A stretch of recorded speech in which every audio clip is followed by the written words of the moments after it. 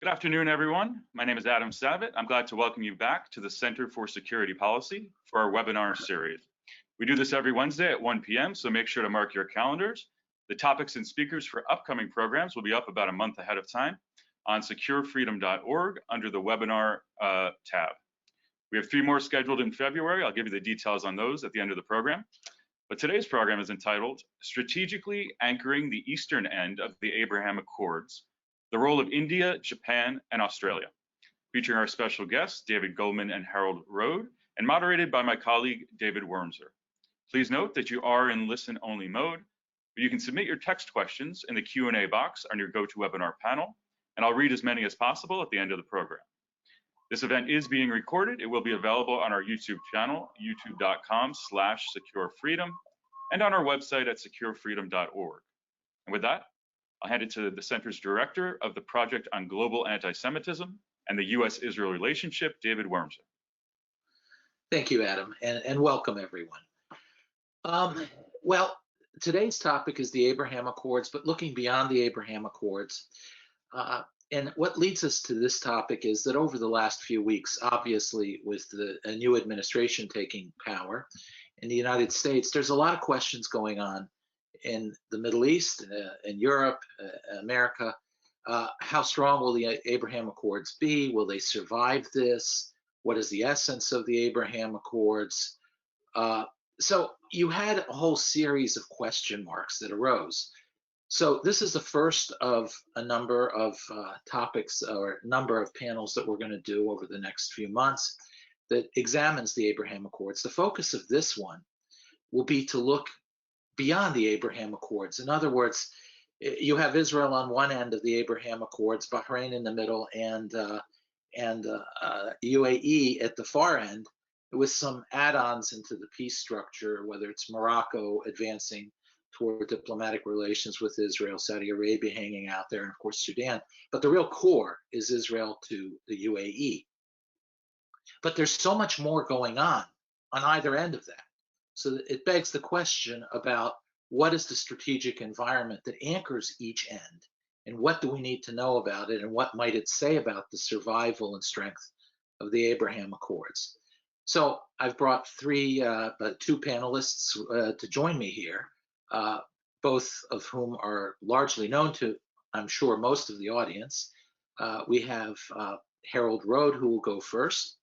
Harold was a very senior official in the Pentagon for many years, in many administrations, ending up being essentially the man who knew the Muslim world better than anybody, advising in a floating sort of a way very senior officials from Vice President Cheney over to Secretary of State Donald Rumsfeld. But many who know Harold knows that he's really an intellectual font for so much of the Washington community that deals with the Middle East on the conservative side.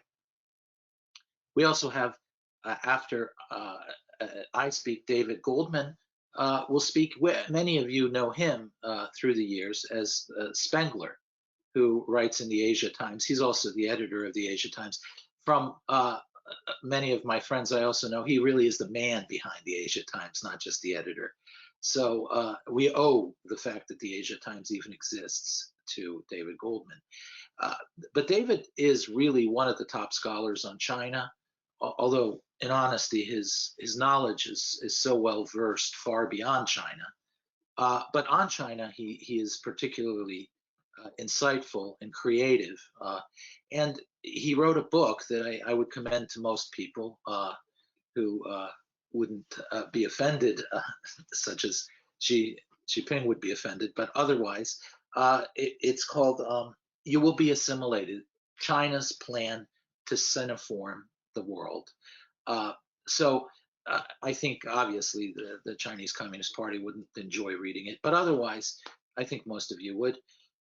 So without further ado, let's turn to our first panelist, who will be Harold, who will give us some context to the Abraham Accords and give us a real different view and probably a deeper view of where it came from and what it really means. So Harold, since people are here to listen to you and to David, And to you. Floor is yours. Dave, thank you very much. Background, really, why do we even have the Abraham Accords? The question is, what unites Israel and the Arab regimes? They have two basic problems. One is an immediate threat, a tactical threat, and that is Shiite Iran. Most of the governments in the Arab world are Sunni. And for us, Sunni versus Shiite, it doesn't really matter. They're just two forms of Islam. But in the Middle East, religion is identity. And they have been fighting this battle, Shiite versus Sunni, for over 1400 years since Islam was founded. And there's no way to make peace in the Middle East as we understand it. There's no such thing as bygones be bygones. Anyway, the government of Iran is a fanatic Shiite government. The Sunnis hate it, and I think very much with good reason. It wants to destroy Sunnism because the only true form of Islam, the Iranian government thinks, is Shiite Islam. Now we'll get back to Iran in a moment. This is both Israel and the Arab regimes all over. Over the years, it became clear to me in talking with government leaders in the Arab world that their view of Iran and Israel's view, there was no daylight between them. They both are petrified of this regime, which will stop at nothing. As the great late Bernard Lewis, Professor Bernard Lewis, maybe the greatest expert on Islam in the late 20th century, early 21st century, would often say, and now I've lost what I want to say. I guess it's age here, and I'll get back to what he said in a moment. This is a temporary threat, meaning that once, if there were to be regime change in Iran, it is most likely that a regime that would replace it would be much more interested in getting along with the world. It wouldn't want to fight the Sunnis. It would be worrying about Iran, and Iranian nationalism is very strong. Now that is a tactical threat. Therefore, it is a problem that must be for both Israel and the Arab regimes. It has to be dealt with. There's no way around it. A change of regime would have been great, and frankly, what the Trump administration was doing is, in my view, the right policy. You squeeze, you squeeze, you squeeze, and you can't predict when a revolution is going to take place. But the conditions were so bad in Iran, they still are. But we'll see. We'll get to this maybe a little later on what the Biden administration is doing.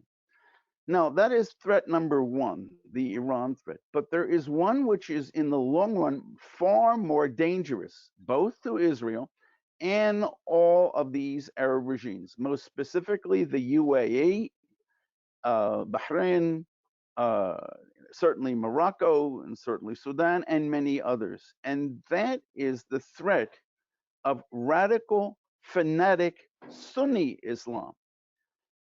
Unlike the Iranian problem, since the beginning of Islam, which is 1400 years ago, what you have is that the radical, fanatical Sunni Islam rears its head and wreaks havoc on all of the regimes in the Middle East. I could go from the very beginning. We have this word in English, assassin. What the assassins were, it was a group of people, comes from the Arabic word hashish. Why? Because in medieval times, or let's say it's really from about the year 1000 to about 1250, what happened was that people who opposed the rule, local rulers, more distant rulers, would get their young adepts, young students, let's say in their teens, high on hashish, and then introduce these young people to the glories of paradise, the 72 virgins, etc., etc. And the people understood that if the young people that this is what awaited them the moment they would assassinate using a dagger, usually to kill their leaders' enemies. Well, that sort of thing has happened over and over again. It's happened in Muslim Spain over and over again. Today, the modern forms of that are Al Qaeda and the Muslim Brotherhood, and there are a few others today as well. In Israel and all of the Arab regimes, constant. This is they worried. They're all worried about this. This is what the basis of the Abraham Accords are. In the long run, they're on the same side. It's common interest. Let's be honest. We in America like to talk about countries being friends. They're not. Regimes have permanent interests. Countries have permanent interests. Now, I guess when I could say here is as a bottom line, this is going to sound rather strange, but if there were regime change in Iran, and it's going to be a little hard, it seems, for the Biden administration to end all of the things that the Trump administration put in place vis-a-vis Iran. But if that were to happen, believe it or not, Iran then would be a natural candidate to join the Abraham Accords. And so that's in essence where we stand. And therefore, the bottom line is that if we want to diffuse the problem of Islam here, what the Trump administration had the right policy, because it would, vis-a-vis Iran, would hasten the regime's end, and the Biden's stated policy actually will prolong the problem. Now the question is why? It's really simple. Because in the Middle East, there is a time for negotiations, and it is only after one side wins. Negotiations means in the Middle East, for the Arabs, the Persians, the Turks, negotiations means the winner dictates the terms, and if anybody wants to dictate, or rather to ask for negotiations before he has won, it means that he either doesn't have the ability or the will to do what is necessary to defeat his enemy. In the Middle East, there's no such thing as confidence building measures. There's no such thing as come let us reason together. When the Middle Easterners see that, they pounce. And if you notice, Iran was rather scared under the last part of the Trump administration, and they have turned around entirely now. Iran is like, we in no way are going to negotiate with the United States. We don't need the United States. Now, what this is, and I'll end here, is what is called the bazaar. And we may be bazaar meaning marketplace mentality, so common in Iran and throughout much of the Muslim world. And what it means is when you enter a store, you're a buyer and you're looking for something.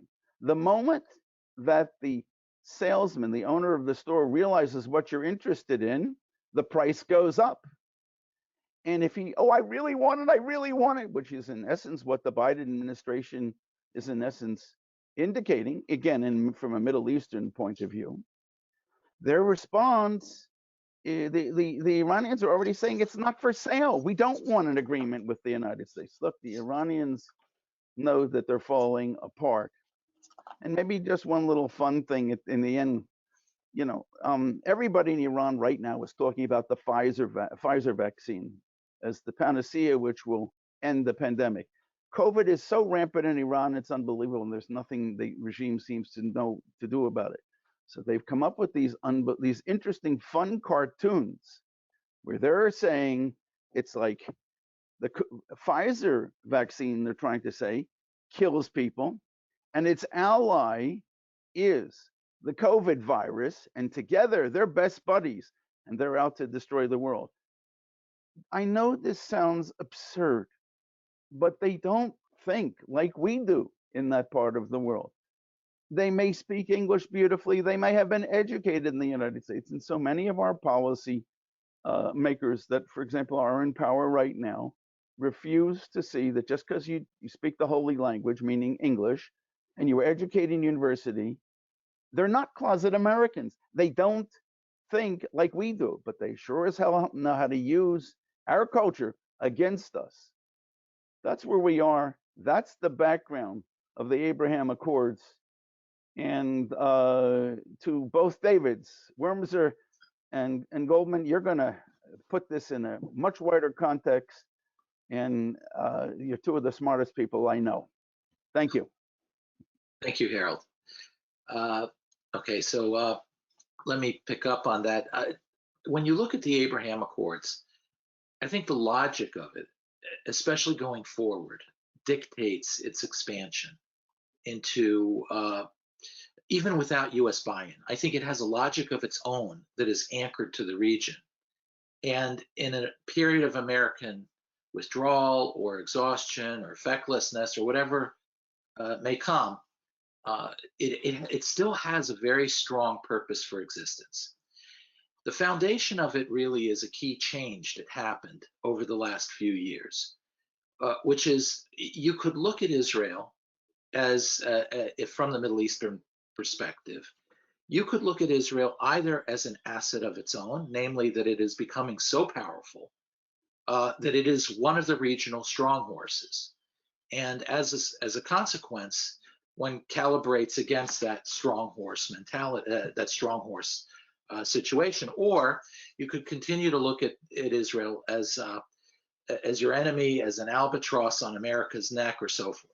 Now, if you look at it the latter way, that the United States is burdened by the Israeli alliance in the region, the only reason to make peace with Israel under those circumstances would be to curry favor with Washington. You need something out of Washington, so you need to pay the piper. You need to pay the price for coming to terms with Washington, which is to make peace with Israel. And perhaps that was the foundation of some of the peace before. But the other way of looking at it is that Israel is becoming so strong that it's an asset in and of itself. And under those circumstances, it is precisely in moments, well, the former that I just mentioned, if it's just an albatross on America's neck, but you got to pay the piper, then when there are periods of Israeli-American tension over the peace process, which inevitably emerge in the wake of the peace process, your desire to make peace with Israel declines. So the irony is the more the United States splits from Israel to try to make peace under that circumstance, the less willing the Arab side is to make peace. If you look at Israel as an asset in and of itself that may begin to play a role in the region, and that you have so many enemies that are so dangerous to you that you need to have a regional strong horse to weather the storm when America loses its way or withdraws or just forgets who it is, if that is the way you look at it, then in periods of Israeli-American tension or the divergence, it actually increases the incentive on the Arab side to make peace with Israel, because they're who you have to turn to. They're who you need when the Americans are not dependable. They're too strong to ignore. So I think the key change in the Abraham Accords was this subtle shift to seeing Israel as a power in and of itself. Now, if it's a power in and of itself, then the foundation of the Abraham Accords is a strategic vision. And if it's strategic, you're going to start thinking about what is beyond the ends of the Abraham Accord. How does this axle, this alliance, how does that tie into everything else affecting the region? And I think when you look to the east, to the west, it's very simple. You already see how closely the Israelis and Greeks, the Israelis and the Egyptians, et cetera, and even, by the way, the Israelis and French in the Eastern Mediterranean, along with Cyprus, how much they are converging in their strategic interests in anchoring the Eastern Mediterranean. To the north, it's a little more ambiguous. In Armenia, it's difficult to say. The Russians are such a huge player there. That's, of course, an additional factor there. But then you go to the eastern end of the strategic accords, and it's sort of it's sort of like the end of the earth that we used to think of 700 years ago, that you just fall off. But the truth is, there's tremendous strategic activity going on the eastern end that really has to be integrated into the Abraham Accords, independent of the United States. And specifically, I'm going to cover the Indian side of it. And I think once you talk about it in the context of India, it will help clarify some of the larger strategic contexts in which the Abraham Accord should exist, namely China, Russia, Pakistan, and so forth. So why do I bring up India? Well, India, in an almost invisible conflict, obviously it's in a very hot conflict with China. Everybody's seeing the little border, not so little, but rather nasty border skirmishes, sometimes very brutal, to be honest, border skirmishes and the tensions between China and India. But on the other end, not the other end of India altogether, but slightly to the southwest, you have Jammu and Kashmir, and you have Pakistan. You have increasing tensions with Pakistan. You have increasing tensions over Jammu and Kashmir. And most importantly is you see Erdogan of Turkey plunging headfirst into the Pakistan, Jammu and Kashmir issue, and beyond that, into Indian Muslim activities. I take you back to February 27th, about almost a year ago, in 2020. Erdogan gives a speech. There were riots in New Delhi. 33 people were killed, roughly half Muslim, half Hindu. And Erdogan gives a speech in which he talks about the massacre of the Muslims and Islamophobia. And that is what Hindus do. It was a bitter, harsh, nasty exchange about the nature of Hindu hatred and Islamophobia of Islam as a whole. Also, you've seen the tremendous alignment of Turkey with Pakistan on the issue of Jammu and Kashmir, but more broadly too, including bringing up that issue in the ministerial meetings at the Organization of Islamic, the OIC, the body that is sort of the inter-Islamic coordination agency. This because of the drawing closer of India to Saudi Arabia and India to the UAE. By bringing Kashmir up as a ministerial issue at the OIC, it was a deliberate humiliation of Saudi Arabia and the UAE, a deliberate takedown of their rapprochement with India. Now, is it just words? No. India over the summer has uncovered tremendous intelligence activity coordinated between Turkey and the ISI, operating not only among Kashmiris, but also among Indian Muslims. And there are numerous organizations that are involved in this. For example, these Turkish exposure trips that are sponsored by a personal family foundation that is run by the Erdogan family. These are bringing people for Indian Muslims and Indian Kashmiris to Turkey to see their side. It's really propaganda indoctrination. You have the Turkish Youth Fund, you have the YTB, you have the Yunus Emre Institute, the YEI, the Diyanet Foundation, and then another one which is so prevalent in Jerusalem and Europe called the Turkish Cooperation and Coordination Fund, otherwise known as the TIKA Foundation. These are names one should really begin to know because these are very powerful structures that the Turkish government, the Turkish Erdogan's family, and the Muslim Brotherhood are beginning to use to exert their power and influence. So disturbing is this to the Indians that they prioritized the following of this activity, which is done in coordination with the Pakistani ISI in India to radicalize its Muslims. And there's been numerous arrests, number of complaints, and it's tracing back to the Turkish embassy and back to Ankara itself. So you see this tremendous structural infiltration of Turkey into India, which the Indians are well aware of. The second thing is that obviously the Turks are worried about the Saudi Arabian and UAE rapprochement with India. So India, you see article after article about that they see that as one of the foundations of Turkish hostility.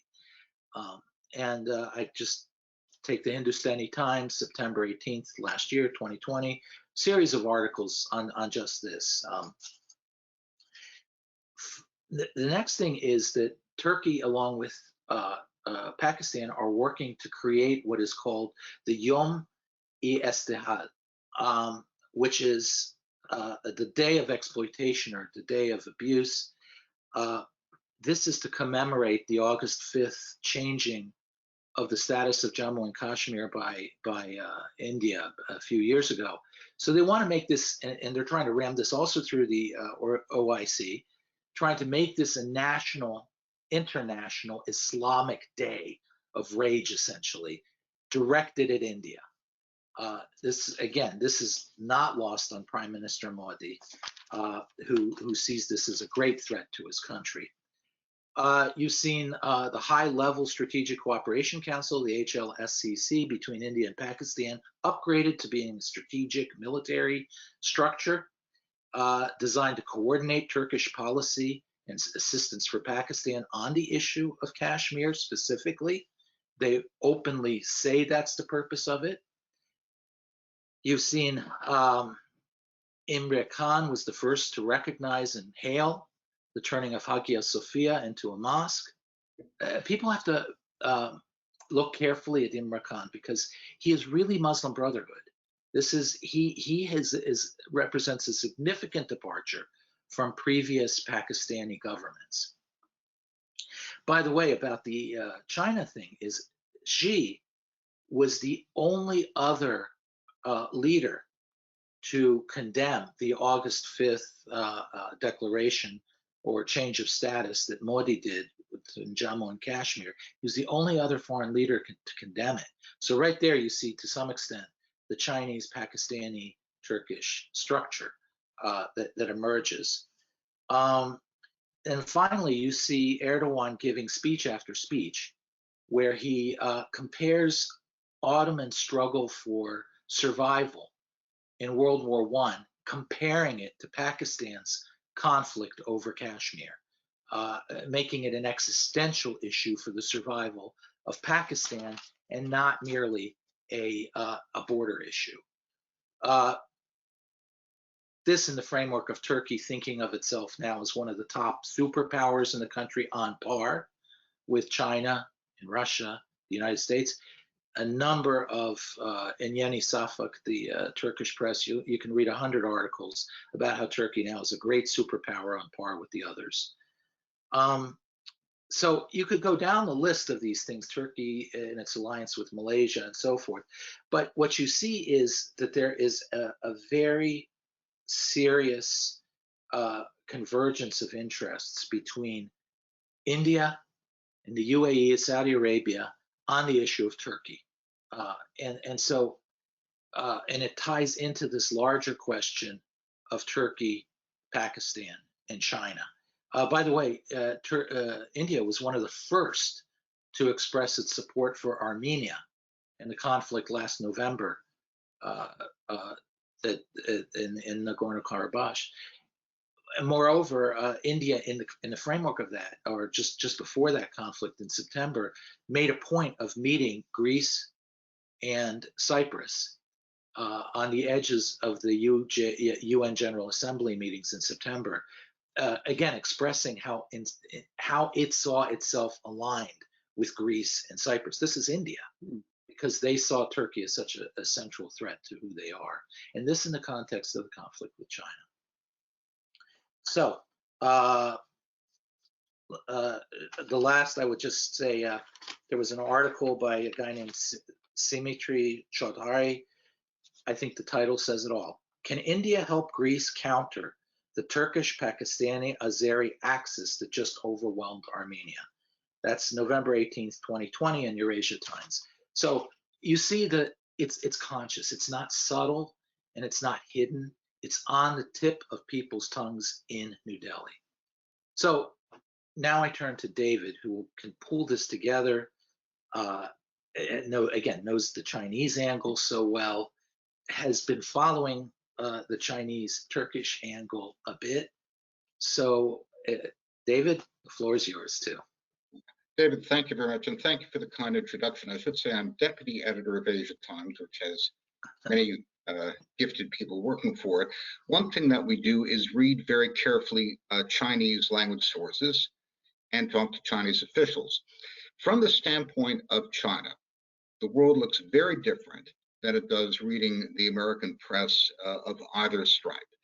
From the Chinese standpoint, the United States is leaving the Middle East. They don't need Middle Eastern oil. President Trump wanted no boots on the ground, but Asia needs Middle Eastern oil, and China has a basic strategic interest in the region for several reasons, and is trying to act as puppet master, not just for this Turkish-Pakistani combination, which David described, but what they hope will be and predict will be an eventual alliance composed of China, Pakistan, Iran, and Turkey.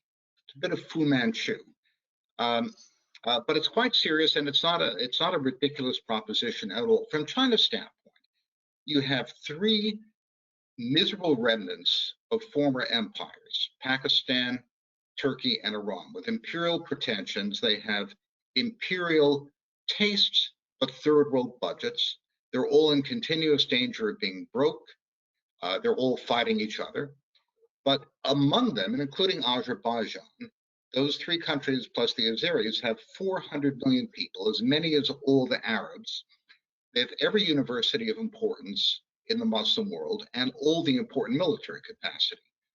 Neither Turkey nor Pakistan nor Iran should be underrated as a military power. The Israelis will tell you the Iranians are extremely good on military technology. And of course, the Turks showed how effective they are against both the Russians and the UAE by clobbering militias that they had backed in Libya, and are now threatening to do the same, by the way, in Yemen. There is a current of opinion in Washington which believes that because Turkey and Iran are historic enemies, and one Sunni and one Shia, they could be used to counterbalance each other. I think exactly the opposite is true. Like historical enemies, Britain and Russia in World War I, or France and Austria in the 7 Years' War, they are so dangerous to each other that they can only be allies. And that's something the Chinese understand quite well. So the Chinese offer to these three former empires with imperial ambitions is, we can make you whole economically. We can give you emergency financing, as indeed they did to Turkey when it nearly went broke in the middle of last year when its currency collapsed. But even more, our $2 trillion Belt and Road Initiative will build railways, pipelines, broadband all across Central Asia. It will give you access to the fastest growing internal market in the world, which is indeed the Chinese home market. Hey, David, all you have to do in return can you is repeat the be last 30 assimilated. seconds? The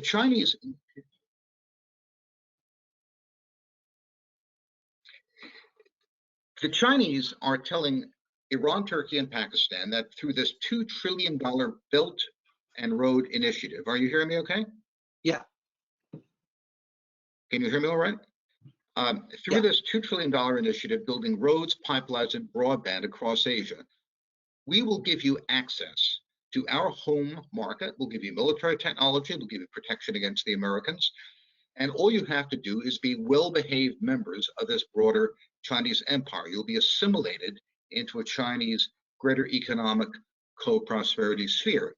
Now, from the standpoint of the Chinese, the Gulf nations are feckless medieval monarchies that have overlived their stay on planet Earth by several centuries.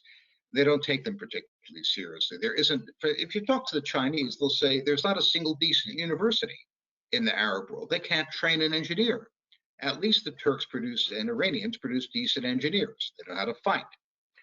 So The most important event from the standpoint of the Chinese media and strategic analysts, the one that got top attention, was virtually unreported in the American press, and that was, as David referenced, a January 12th to 13th meeting of the Pakistani and Turkish foreign ministers in Islamabad, where, among other things, according to the Chinese media, they agreed to military industry cooperation and the use of Pakistani nuclear weapons to protect Turkey in case of need.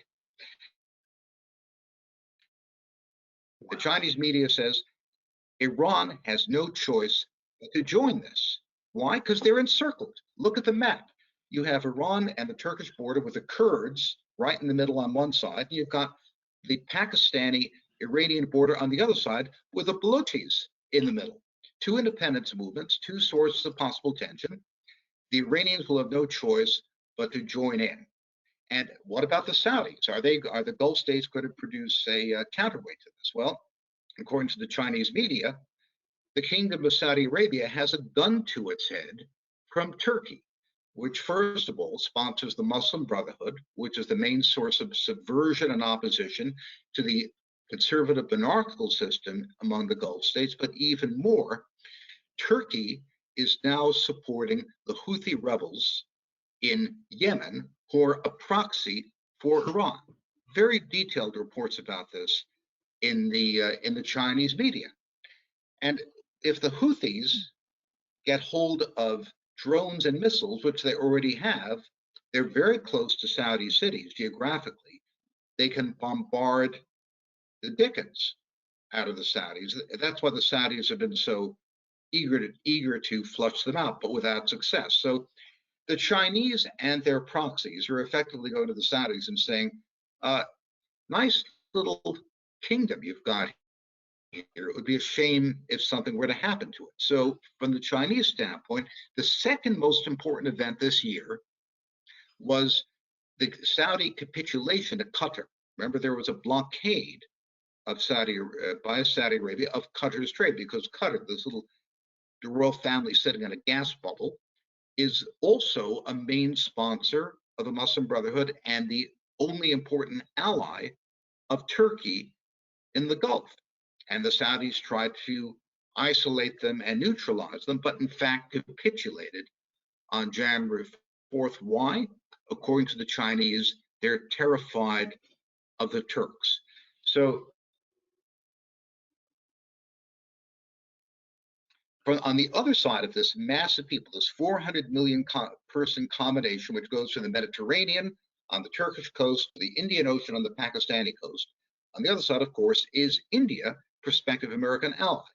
Now, the Chinese have contempt for the Pakistanis. As I report in my book, You Will Be Assimilated, a senior foreign ministry official from China told me, Pakistan's simple. Do not modernize. Keep them illiterate. Just make sure that the army chief of staff is the biggest landlord. And often the Chinese think the Pakistanis are more trouble than they're worth. They build projects and various jihadis shoot at them, and the army doesn't seem very effective in dealing with them. But when I say almost more trouble than they're worth, the Pakistanis have one job to do.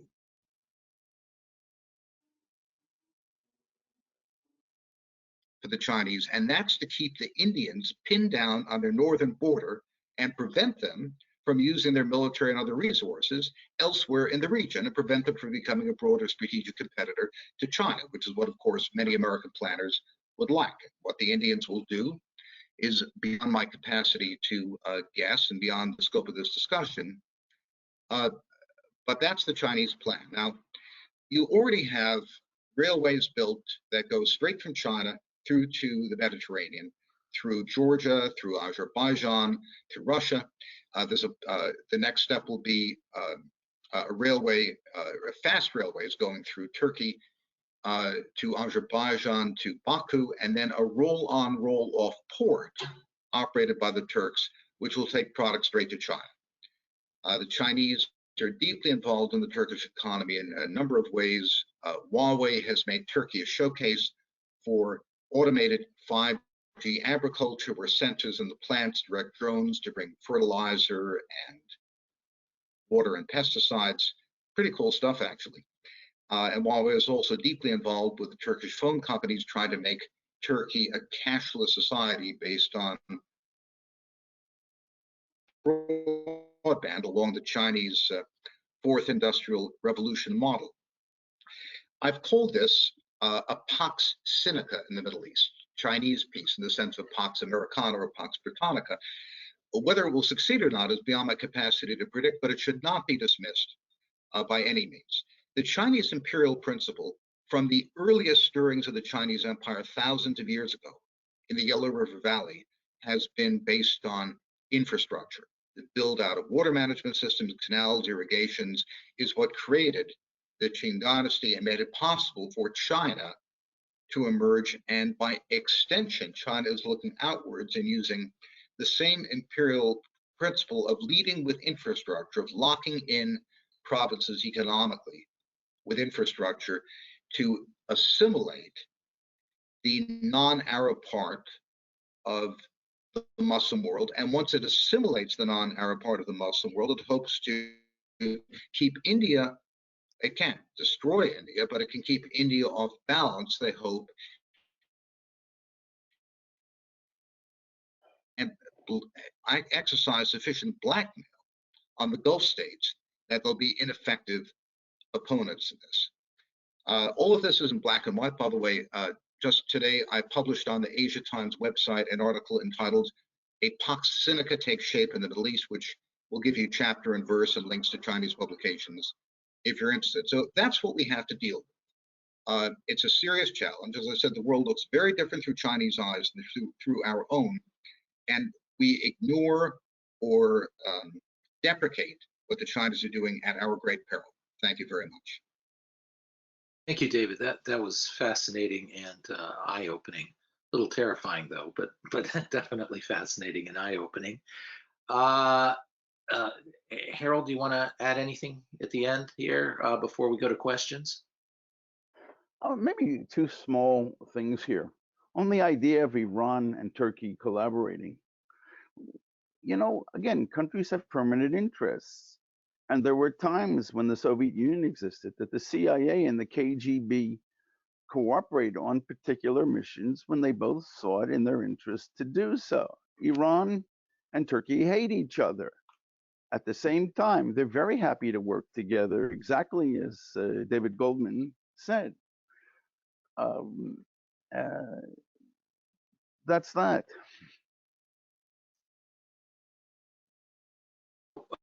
With that, Adam, if you want to hand us a few of the questions that you've gathered, it would be good. Certainly, and I apologize for some tech hiccups there. It's always a lot of variables going on, and we can't account for everything. So, despite the benefits achieved and anticipated by all who participate in the Abraham Accords, there's no doubt that the Iranian threat was a major catalyst. Do you feel that the Biden administration's very clear intentions to revisit the JCPOA or a modified version of it may rattle the Abraham Accords? And does it not send a global message that an American promise is only as good as the administration in place? Can I take a start at this? Sure. I'm 71 years old, spent 28 years at the Pentagon, left 11 years ago. So I've had a lot of time to watch and to see and to think about these things. In the problem that many of the people in the Gulf and throughout the Muslim world see in the United States is that it's fickle. It really gets deeply involved for a particular amount of time in an issue and then says, for whatever reason, it abandons the area. The thing that impressed me most about a lot of these Muslim leaders, and I don't mean necessarily even the rulers of their states, but people who are allied to them, they used to come to me and to say, they wouldn't ever say it directly, but what they wanted to know was Israel a vassal state of the United States, or when push came to shove, would Israel take care of itself? And believe it or not, the thing which really pushed the Abraham Accords together was when Israeli Prime Minister Netanyahu came to address a joint session of Congress, Congress and the Senate, against the wishes of President Obama at the time. In other words, Israel makes its own decision. We can rely on Israel. If it'll take care of itself, it'll stand up for what it believes. America gets, oh, it's not interested, it's this. Policies change overnight. This is not necessarily my view. I do agree with some of it, but it is the way the Middle Easterners say. It is in a very, very rough area. And here we had on Monday, the Trump administration really squeezing Iran. And now we have the Biden administration looking for ways not, or to unsqueeze Iran. How are the locals who have to deal with the reality of there? How are they supposed to handle this? They need outside allies. Adam, if I may, the Chinese think tank circuit is saying that the hardliners are going to win the presidential elections in Iran this year, and the Iranians will reject any effort by the Biden administration to renegotiate the JCPOA. So from the Chinese standpoint, the United States will not only crawl to the Iranians, but be humiliated when the Iranians don't accept the deal. I think that's quite true, and I think if you look at the way the Iranians are talking, it definitely they feel they have the leverage because their assumption is, and it is, okay, so even if the United States wants to take a very hard line on Iran, wants to renegotiate the JCPOA in a better way, what are they going to do when Iran says no? What is Plan B? And they read this administration and realize that it doesn't have the appetite for conflict. So if you take conflict off the table, if you take threat off the table, the Iranians basically are taking the line of, well, what are you going to do about it? I think this raises the larger issue, which is, throughout the conversations we've had today, the United States has figured very minimally in the discussion.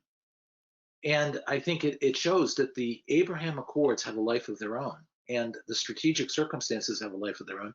And I think that speaks to the strategic change we've seen not only over the last 4 weeks, but the last 4, 5, 6 years, which is, if you turn on American TV, on the right, on the conservative side, you have people attacking the Biden administration, basically saying, well, saying what I just said, essentially, with, you talk a nice game, but you're not tough. You're not going to really do anything against Iran. So if you're not willing to do anything against Iran, Iran has all the leverage, so it's weak. On the other side, though, you hear very strong voices in the Republican side. The moment that there's any rising tension with Iran, you suddenly hear voices saying, oh my God, endless wars, endless wars, endless wars. So you see this convergence in the United States where we're introverted or unwilling to really assert our power at the moment. Now, if I were China, I'd be careful because I'm not sure that's true on the conservative side. But certainly in the Middle East, one can make a strong case that both sides of the spectrum, the bulk of both sides of the spectrum in the United States, are signaling disengagement. So under those circumstances, I think what you see in the Abraham Accords is a survival vehicle for nations in the region to strategically anchor themselves, independent of the United States. We played such a role in bringing it about, but it was in some ways designed to undo their dependence on us and let them carry the water for themselves. This now may carry us through the next few years as we in America sort ourselves out. Sorry, Adam. Next question. Two questions aren't directly related, but they both might have brief and interesting answers, so I'll put them together. Will Biden maintain the $4 billion annual aid or so to Israel? And has Blinken condemned the Muslim Brotherhood? Good questions. About the latter, I have not heard him condemn it. I would expect him to embrace sort of the standard formulation that we condemn all forms of extremism, blah, blah, blah. So I haven't really seen an intellectual critique of what makes the Muslim Brotherhood a threat by Anthony Blinken.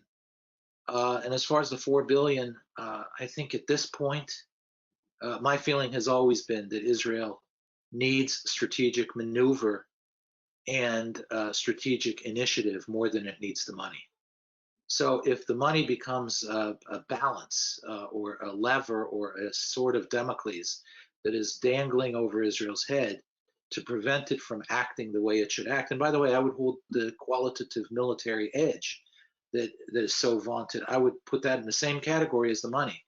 Israel needs its freedom of action, the very purpose of Zionism, more than it needs the money or the qualitative military edge. And I would hope that they remember that. Did either of our guests have a different answer just before we move on either of those? No? Okay. I think this would be for David Goldman. I apologize. And regarding the absence of the U.S., so how effective do you think India will be going forward at countering China and Pakistan now that the U.S. is out of the strategic picture in a way? That's more a David Wormser question. Let me pass it to you, David. Sure. Well, I think it can be quite effective. I mean, you know, the UAE is not that great a military power.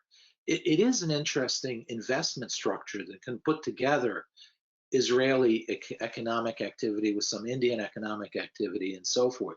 So I would look at the UAE's role in more of an economic angle. But in terms of military, you already see considerable military cooperation between Israel and India. I think if it's kicked up to a higher level and more formalized, this is a very powerful structure that could emerge, an extremely powerful structure. Harold mentioned sort of off and talking about the future, he mentioned Iran. One should remember that after the Ayatollahs in Iran, which someday will come, there are strong cultural ties between India and Iran. It's not only the large Zoroastrian, Indian, Iranian expatriate community that forms so much of the business elite of Bombay or Mumbai, if you prefer. It is also the old ancient Indus Basin civilizations. The Indians look at the Iranians as distant cousins, a similar cultural font of their very identity. So you could see that engaging in this interesting strategic shift once the Ayatollahs are gone. But at the moment, the Iranians, the Indians and Israel have, I think, a natural alliance begging to be escalated.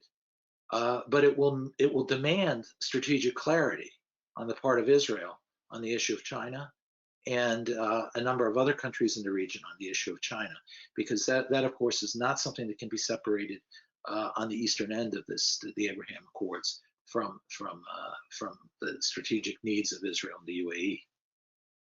The only thing I'd add, David, is that China's GDP per capita is about 6 times that of India right now. It's a much stronger economy and a much stronger military. So to the extent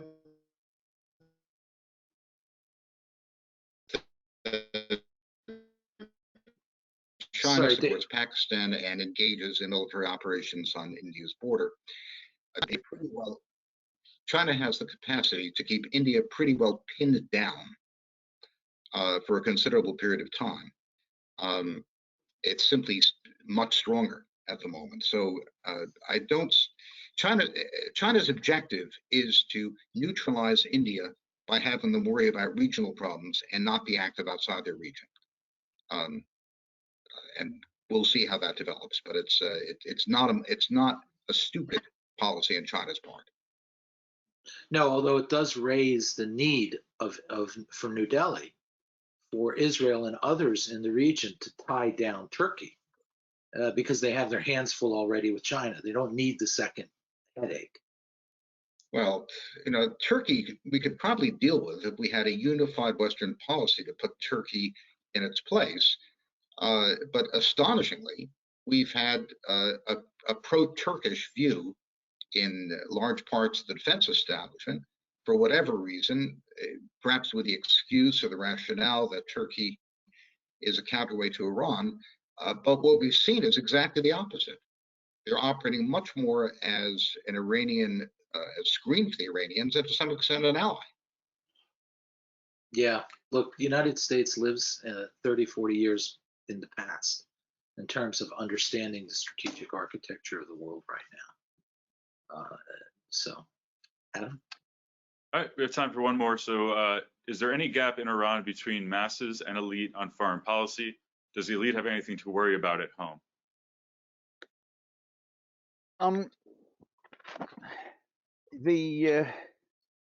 As long as the regime will do what is necessary to keep itself in power, the people will kowtow.